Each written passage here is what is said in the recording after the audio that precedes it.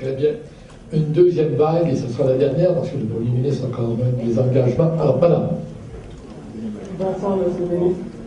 Mon nom est Daphné Larac, je représente le mouvement pour le respect des droits humains.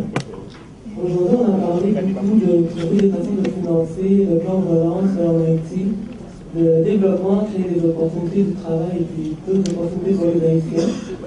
Donc, ma question, c'est est-ce qu'il y a un plan dans la construction d'Haïti pour les ressources naturelles qui se trouvent en Haïti? Je parle ici de pétrole, d'or et puis d'uranium. Est-ce qu'il y a eu des ententes, des compromis qui ont été faits avec les pays amis d'Haïti, Canada, États-Unis, etc., par rapport à l'exploitation des ressources en Haïti? Si oui, lesquelles? Bien. Monsieur. La première question concernait les ressources naturelles en Haïti et ce qui était éventuellement fait.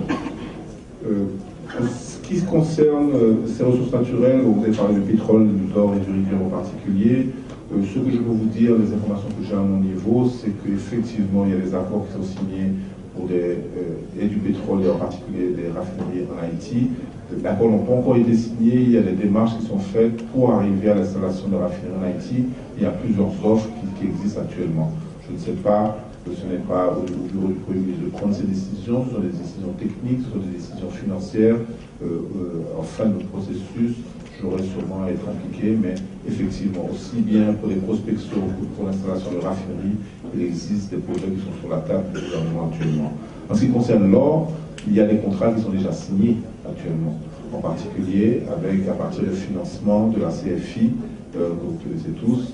La CFI a permis le financement et c'est tellement quelque chose qui semble être rentable que la CFI, qui est une organisation qui dépend du FMI, a elle-même mis de l'argent dans ce montage. Je crois qu'ils ont mis plus de 10 millions de dollars eux-mêmes pour ce filon, qui est le même filon qui traverse la République dominicaine et qui est un projet milliardaire qui existe depuis quelques années déjà en République dominicaine.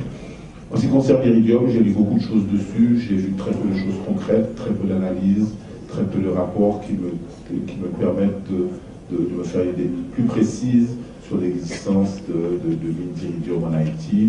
On me dit que les rapports existeraient au bureau des mines qui existaient dans le passé. Je ne les ai pas vus personnellement. Je ne sais pas si au sein de l'État haïtien les gens travaillent dessus. Je vous réponds le plus franchement possible.